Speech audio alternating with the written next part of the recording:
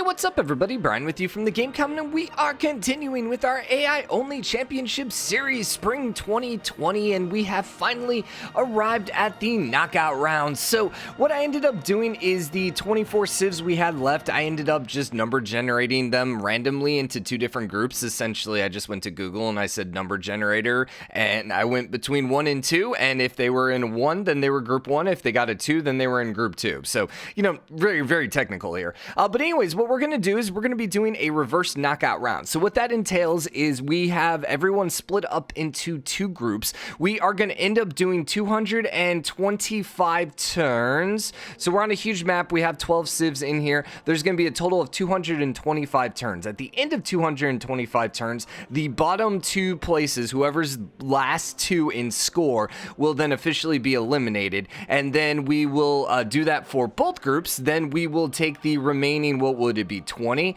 then we will reshuffle them into two groups, and we're just going to continue like that until we get down to essentially maybe, yeah, probably like 12 or so, and then we'll put them all into one group, and we'll continue that way until we get down to like the final 6, final 4, and then we'll change it up a little bit. So first groups, how they ended up shaking out is we got Japan, Khmer, Sumeria, America, Australia, Ottoman, Russia, Catherine, Pericles, Dido, Brazil, and Victoria. That's a pretty strong group, I gotta be honest. America, Australia, Sumeria, Japan, Ottomans, Russia.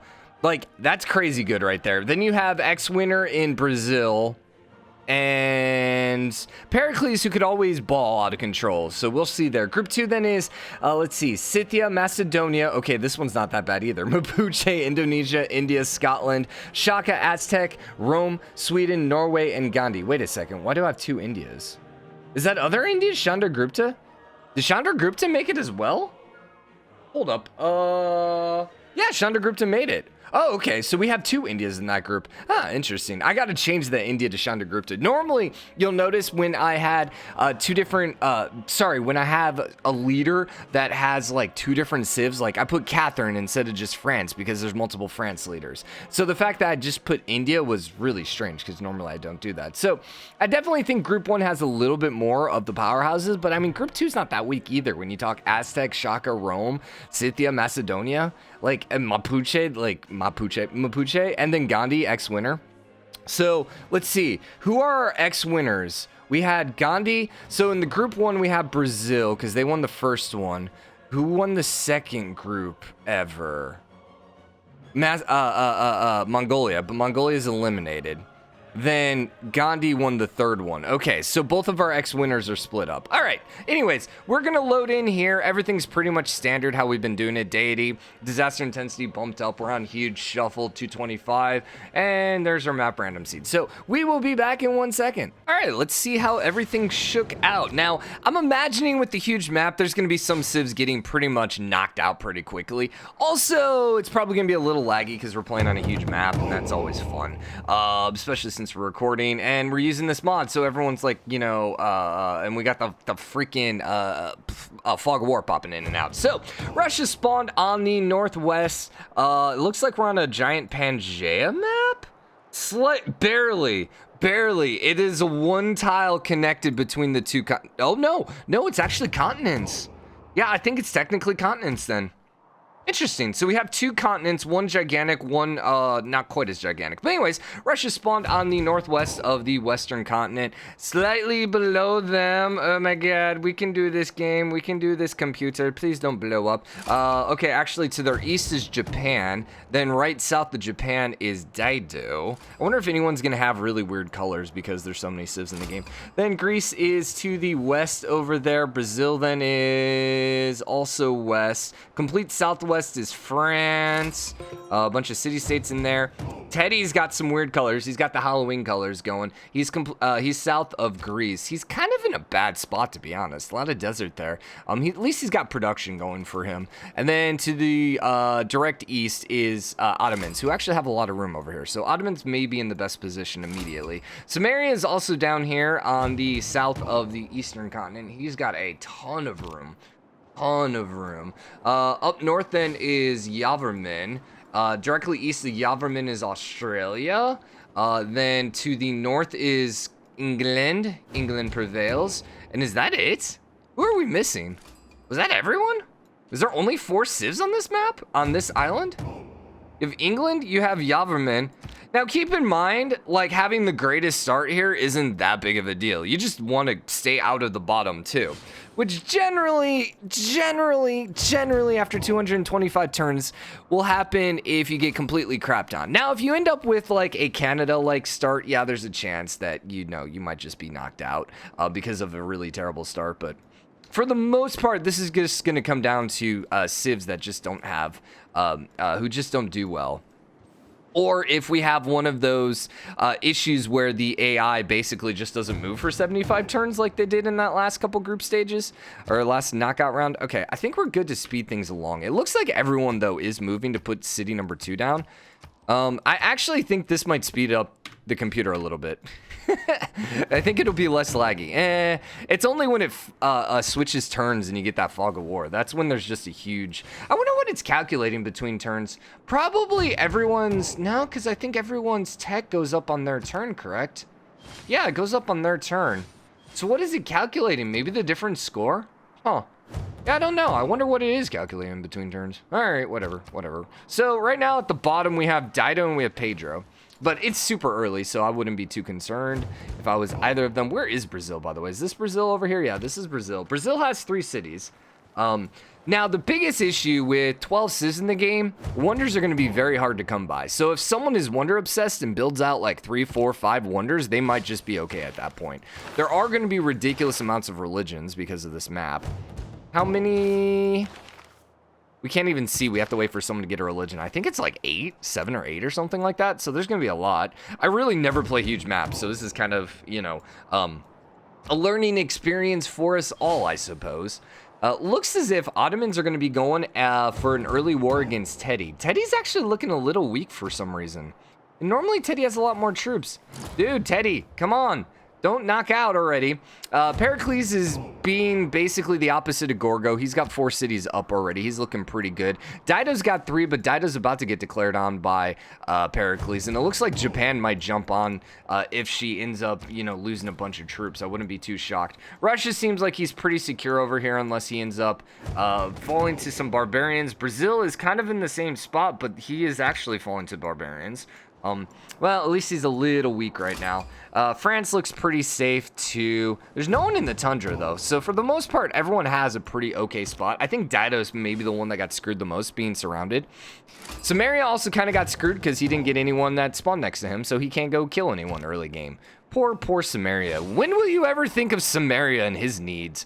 Australia and Khmer are going to have a war at some point, but not yet. And England's going to prevail, I think. I think England's going to be able to make it out of this because they got plenty of room. So, all right, let's look at the war. Ottoman has declared on Teddy. He is still currently trying to get through the warriors. Things look okay there. Greece has declared war on Dido, and Greece is actually knocking out some of Dido. Dido's trying to reinforce with troops that she had taken up north. I don't know if she was going for Japan or if she was going for Bandar, or she was just exploring, or what the heck was going on there. But Tyre is looking pretty sketch right now. But he's only got 3 warriors and 2 of them are extremely low HP. So we'll see. That one's going to be a tight one. Ottomans have currently lost all of his attacking forces, and Ottomans have basically no army right now. And Teddy has an army. So we'll see if Teddy goes and returns the favor. Unlikely. It's a pretty far... Like, here's the thing. Even if Teddy took any of those cities, he's not going to hold them. The biggest issue, I think, at this point, especially with this map, is you really just want to see cities just throwing down... Sorry, civs throwing down extra cities. Yeah, it doesn't look as if Pericles is going to be able to conquer it. Dido is about to pop out her unique unit. Yep, there goes all the melee troops. So Pericles' offensive has come to a screeching halt. The Byrame should actually bump up. Oh, yeah, okay, it did already. Yeah, 28 combat strength on that city early is pretty freaking terrible, man. Yeah. Yeah, which I guess is probably the same as a heavy chariot, but I think the Byrames are easier to get to than... chariots, right? Because the Byrames would just be here, where the chariots are down here. So theoretically, you just get that one first, and you can boost it by settling on that coast. This one, you actually need a builder. Maybe. What's the tech difference? 50, 80? Yeah, there you go. There you go. Now, the question is, what is the Byrame production? 65 compared to chariot. chariot is 65. So they have the same production strength. It's just slightly easier to research biremes. Okay, well, there you go. So Teddy has beaten back the Ottomans. However, the Ottomans did forward settle. Teddy's about to go throw out his force settler too. And let's see, we're at 4 cities over here with France. Brazil is at 4 cities, and he has survived the barbarian invasion. It's much weaker now. Pericles is at 5 cities, so he's not really suffering, despite the fact of losing that war. Japan, however, has now declared war and is going to be able to take one of Dido's city. Yep, Japan fighting on the coast, man. Yeah, that's just going to be a hard survive. Dido's just being hard countered right now by Japan. Seriously. Also, you put Carthage right over there. Oof. I mean, full loyalty because, you know, Dido's special ability, but all right, Russia's at 4 cities. 4 cities over here for England. So basically, if anyone that you're cheering for is in this game, you got to think that Dido's probably going to be in the bottom too. So essentially, we're just waiting for one other civ to end up crapping out. So right now, if your civ is not Dido, you have what, a 1 in 11 chance of being crapped on. Like, so you're pretty good. Actually, be like what, 10 out of 11 chances of surviving. Probably a better way to describe that. I don't know. There is a war now between Khmer and Australia, and Khmer is actually the aggressive one. What's happened to Khmer, man? He's gotten good. The AI's gotten good. Although he has no army and Australia had the surprise war, and Australia is about to just make him wish he never lived. Oof.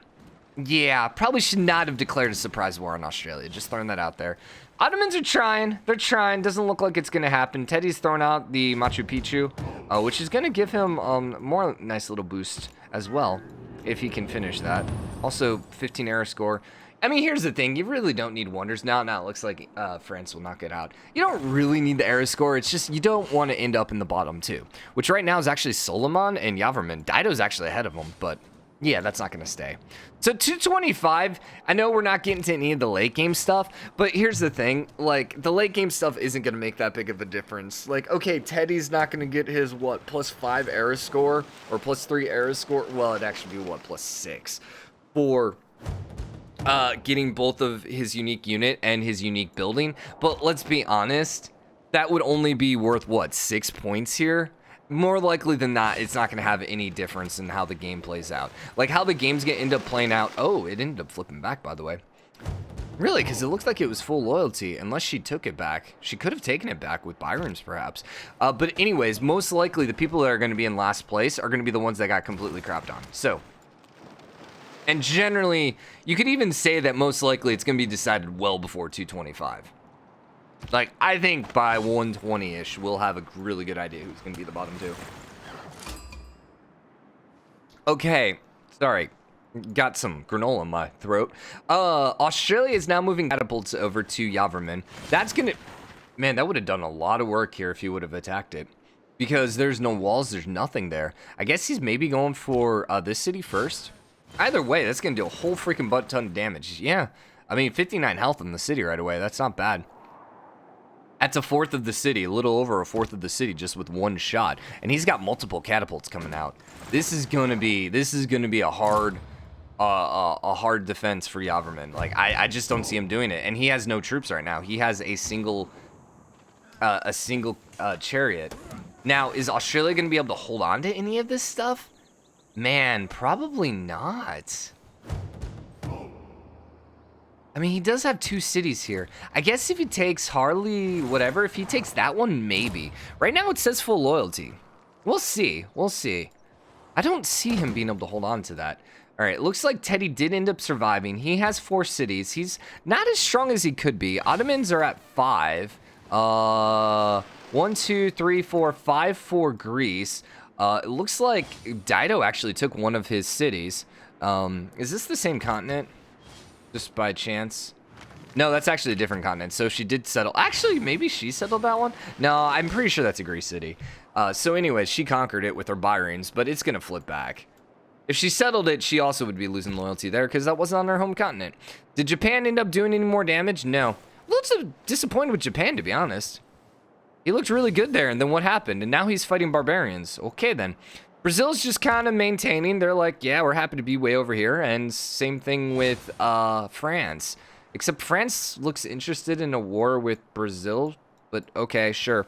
And Ottomans are about to just get absolutely destroyed. The only good thing for them is Istanbul cannot be taken by or burned to the ground. But oh my god. Sumeria's rolling down here. He's got tons of space. You'll notice that Sumeria is like the one civ that never has any barbarian issues because he can just absolutely destroy them early game. He actually looks like he's going to go for a war with Australia. Huh. Australia now is losing Bahavapura because he ended up moving his settler or his Amani out, but it's still a pretty slow one. And it looks like he is going to be able to grab this next one.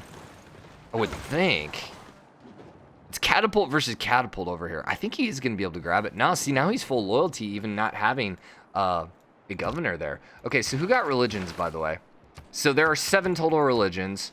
We have Japan, we have Russia, we have France, we have England shall prevail, and Khmer.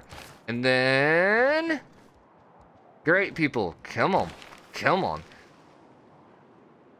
France, wasn't France one of them? So it looks like maybe Dido and, I don't know, Brazil? Really isn't that huge of a deal at this point. It's going to make a little bit of difference. I mean, it might not be a bad thing to keep you out of last place.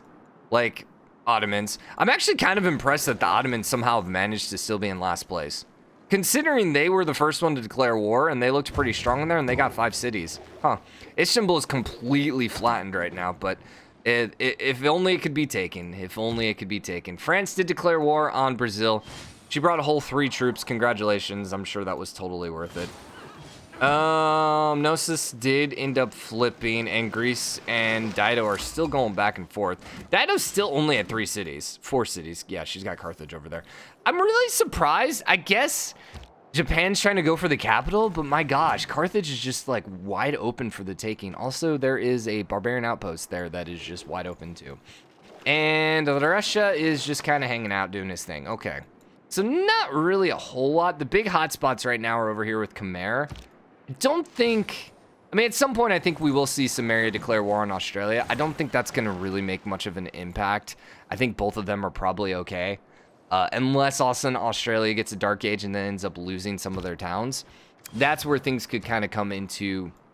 Things could become really bad for Australia. If he ends up getting conquered down here and then starts losing stuff loyalty over here, he could find himself trapped pretty quickly. Actually, it looks like Sumeria is going for... Never mind, they went for Khmer. Huh. Alright. The funny thing is he actually is probably going to be able to take it, it looks like. He's not going to ever hold on to it. I would love to see the AI actually raise cities. That, to me, I feel as if they declare war on someone and they're not able to, like, they just look at it and the loyalty is going to be -20. There's no way to ever hold on to it. I would love to see the AI just raise it. It'd be highly annoying as a player to watch them raise your city, but, I mean, it would actually make the AI probably a lot better. So... They probably didn't include it, I would say, just because they didn't want that annoyance of a player losing a town that they got, and then the players being able to, like, take it back. But let's be honest, I would say most people, if they end up losing a city, are probably reloading at that point. Most people. Or they're starting a new game. So, it looks like Greece is about to lose a town to Teddy, too. Poor Greece, man. Greece got crapped on by Dido, completely flipped the script, was looking pretty strong, and is now being absolutely crapped on. Man, Pericles, dude. Oof, poor Pericles. Ottomans are still... They ended up knocking back the barbarians, okay. But they're not able to do much beyond that. Sumeria did end up grabbing the city and has full loyalty there, which seems just rather odd, to be honest.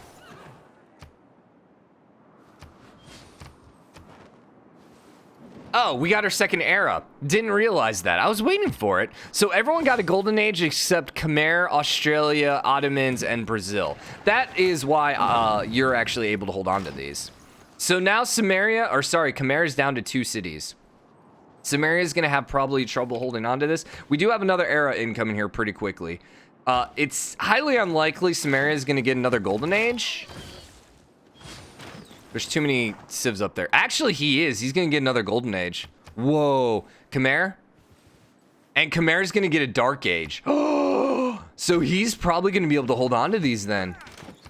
He just needs this to not flip until the end of the era. No, he needs to... Okay, he got a governor there, but it's still flipping. Yeah, it's still 8 down. What's he got to do then? He's got to take that capital, man. Dude, what happens if Sumeria ends up all the way up here? Yo. All right. Okay, Sumeria. GG then, apparently. Who else got a dark or a normal age over here? Ottomans. Yeah, didn't really affect anyone. Brazil, also not really close enough. They're still fighting France, but France has to move way too far to actually make an impact over here. Australia then too, yeah. So this next era is probably going to be a little bit more important since everyone pretty much got golden arrows that first time. Japan took over Bandar, or is going to take over Bandar if they have a melee troop, which apparently they don't, so never mind. Never mind. Dido's holding on. Dido's holding her own. Let's see, Khmer's going to be at the bottom, and right now it's Soliman still. Really? That is still surprising, but he's still just dealing with barbarians. Taking Buenos Aires will be helpful, though. I think Teddy's probably going to be fine now at this point, having taken a city. Really, at this point, if you take a city and you're able to hold on to the city, I think you're going to be okay. I don't think there's going to be loyalty issues. Yeah, see, now this one's flipping. I don't know what happened, why he was able to hold on to those. This is going to be the next era, though. And if either of these gets taken by Australia, Khmer's going to be in a little bit better spot to hold it, but we'll see. All right, so this next era... Sumeria, nope, they only got a normal age. Normal ages across the board. Dark ages for Japan, Khmer, Teddy, Brazil, Dido, and Australia. I said that wrong. Okay, hold up. We're at 18 minutes. Actually, we're probably at 20 minutes with the starting point, so we should probably wrap this up here because we don't know when we're going to get another save opportunity. So, looking around, how is the flippage? You are flipping back to Khmer. You are still flipping from Sumeria. Yeah, see, I don't know how he was able to hold it there for a minute. Australia seems to be okay. They're going to be able to hold on to their stuff. Sumeria should still be fine, even with losing those towns, just because they have so much room. I can't imagine Sumeria dropping. Pericles is in first place. Having lost 2 cities, he's somehow in first place. Wonders? He's got 2 wonders. Most people have 0 or 1. Only a couple people have 2. Yaverman actually... Oh, he has 0. Pedro... Whoa, Pedro's at the bottom now, too.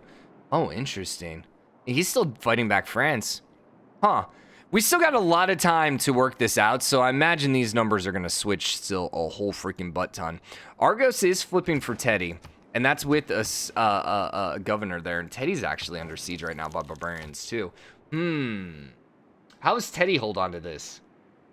17 turns, 14 turns, 24 turns, so he's not going to get the population here. The Jebel is not going to help you either. Boston's going to grow. Baltimore will also grow. That might be just enough to hold it, but probably not. I think he's going to have to go take Pharsalos, however you say it. But I don't think he's at war anymore. No, he still is. He still is. He's just having to deal with the barbarians. Okay. Then Greece is kind of also potentially losing roads. Dido's kind of carving herself an empire. I have to say, I'm kind of impressed with Dido right now. Russia's fine. Russia's not going to have any issues. France should be fine. I don't see France ever dropping. I think long-term Brazil's probably going to be fine. Unless he starts losing some settlers here. Like, France isn't going to be able to take anything. And even if she does, she's going to end up losing it. Ottomans did take Buenos Aires, so I do think Ottomans will probably be okay as well. I think Yaverman will be one of the 2 eliminated. I don't know he's going to be able to come back from this, because he did lose 1 city. More than that, just all the warriors he's fighting, the fact that he only has 2 cities right now means he's falling behind because he's not popping out settlers. So I think he's definitely going to be one of the 2. I actually think Dido, man, I don't know, because Dido's looking really good. Victoria's also pretty low. I don't know who the second one's going to be. I think there's too many potentials right now. And really, like, one wonder could really just take you from, you know, 4th, 5th to 1st place. So we'll see. I really don't think Pericles is going to stay up there. Especially, here's the thing. If Pericles loses roads, he is in a normal era. If he ends up in a dark era at any point, he's going to have some really bad loyalty issues. Gnosis is going to flip. What if Rhodes is taken? I still think it'll flip. Dido was in the Dark Age? Yeah, Dido's in the Dark Age. Yeah, so she's not going to be able to hold on to either of those. Yeah, I think Dido's probably going to be one of the other two. Or the other one eliminated. Okay, anyways, we're going to wrap this up here. Hope you guys enjoyed it. If you did, drop a like, comment, let me know what you think. As always, hit the subscribe button, join the game, comment, and share your support. I'll see you guys tomorrow. Bye, everyone.